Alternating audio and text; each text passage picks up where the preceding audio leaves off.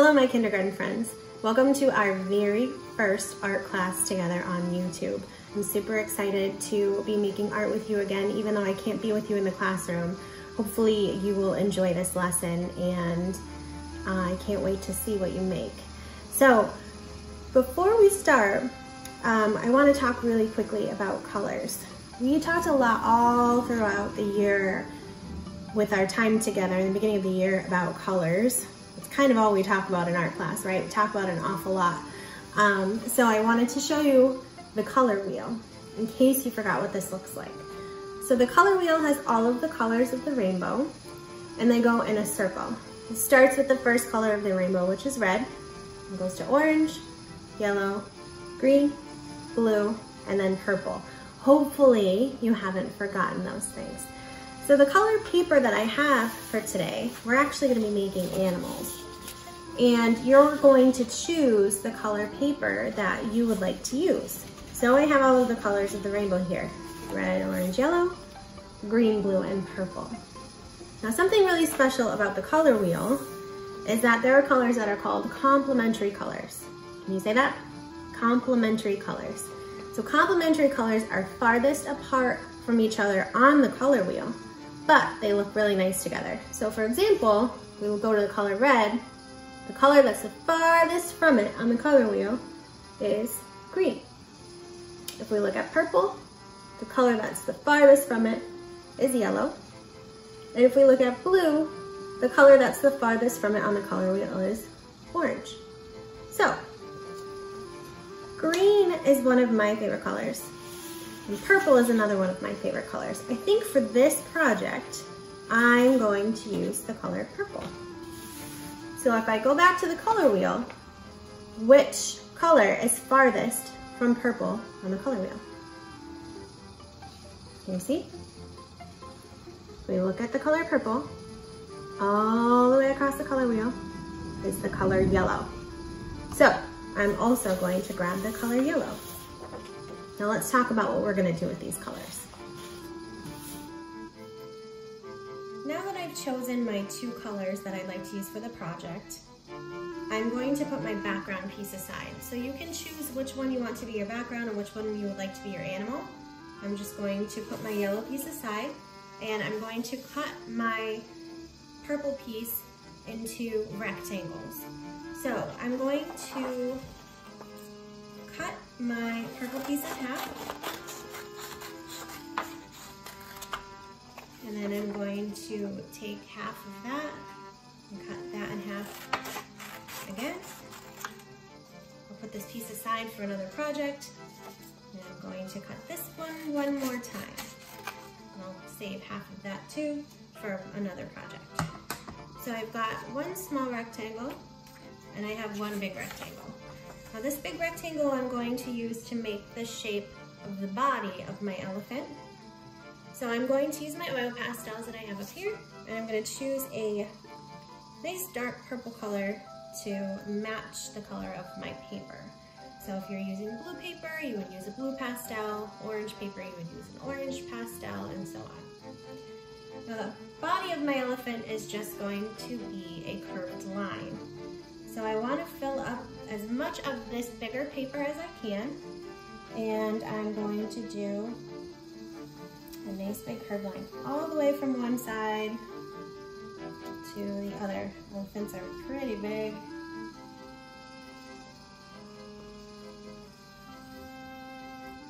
And I'm just going to go over my line a couple times. I want it to be a little bit thicker. The reason we're doing this is just to add a little shading to our shapes that we're using for our elephant, because we don't want it to look completely flat.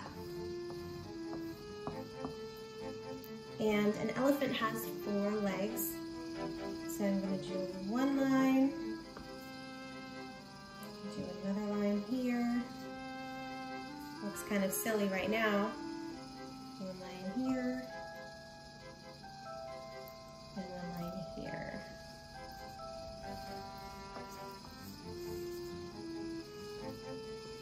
Maybe I'll just add a little bit of a line here to show where his belly would be.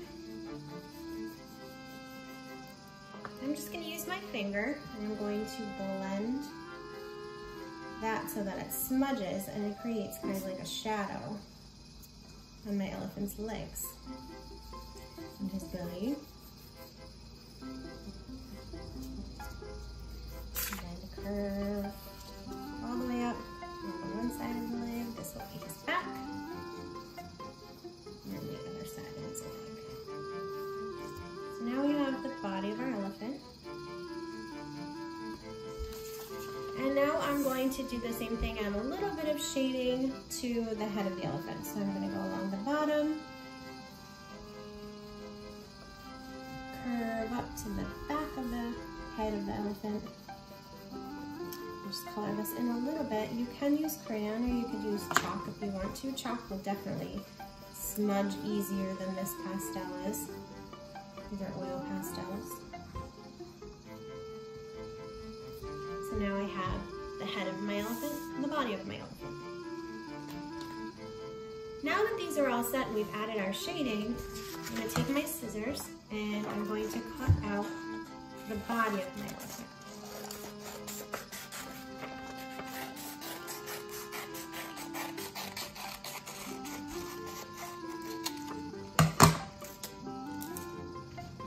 So I have the head and I have the body.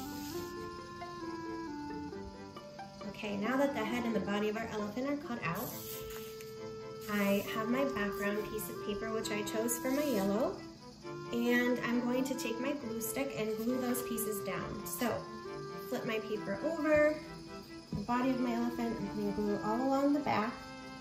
Remember, you put glue on the piece that you're gluing down, not on the background paper. I'm going to stick that on my background. And I'll do the same thing with the head of my elephant. I'll use my glue stick, put glue all along the back.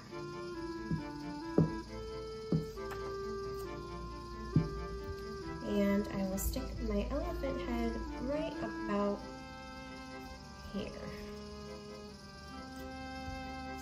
Doesn't look like much of an animal yet, but this is the part where we're going to add our details. So I'm going to get my paint ready and I will be right back.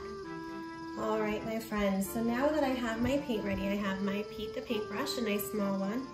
I have my black watercolor paint and then I have a little bit of water. If you don't want to use paint or you don't have paint to use, you could also use a Sharpie marker to draw these details. So the first thing that I'm going to do is I'm going to start with my elephant's ear. So of course I'm dipping Pete's hair into the water, keeping his hair nice and neat. I'm going to swirl it into the black paint.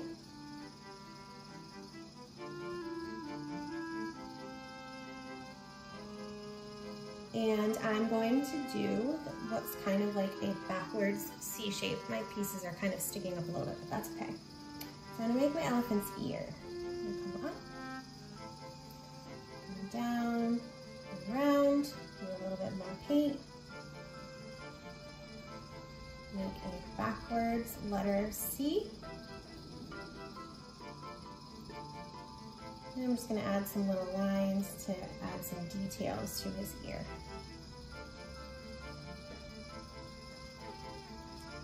And I'm going to give him an eye. So I'll do an oval shape up towards the front part of my rectangle.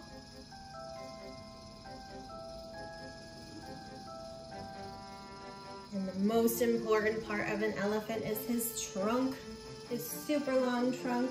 So let's make that trunk right on the front part of our rectangle. Come down. You can make it super long if you want to. Need a little bit more water. Do another curvy line following that first curvy line. Two little bumps there.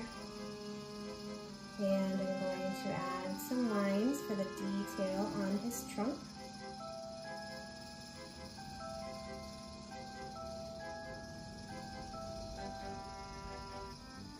And then I'm going to give him a little tail. So I'm going to do a curved line up.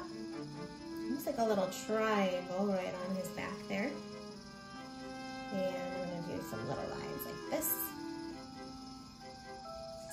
hair on the end of his tail. And then we're going to add some details to his feet. So he's got little toes, and the toes are really easy. They're just little bumps. So we're gonna do 3 little bumps on each foot to add those toes.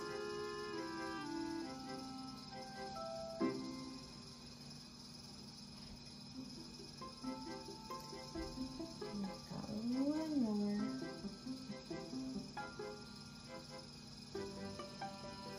There, now he's got some toes. If you want, you could give your elephant a tusk. That's like one big long tooth sticking out up here.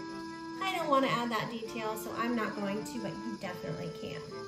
Some other details I was thinking about were some grass maybe for my elephant to stand on, so I'm going to grab my pastels again.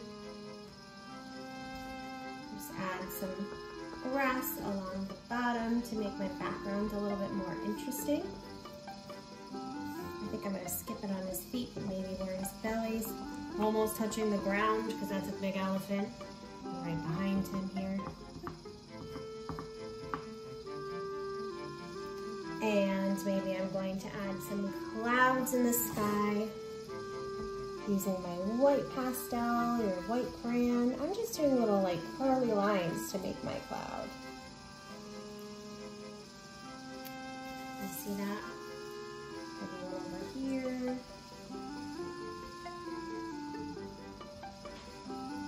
Could even use an orange pastel to make a sun in the sky. Maybe shining over here behind this cloud. Some little sun rays.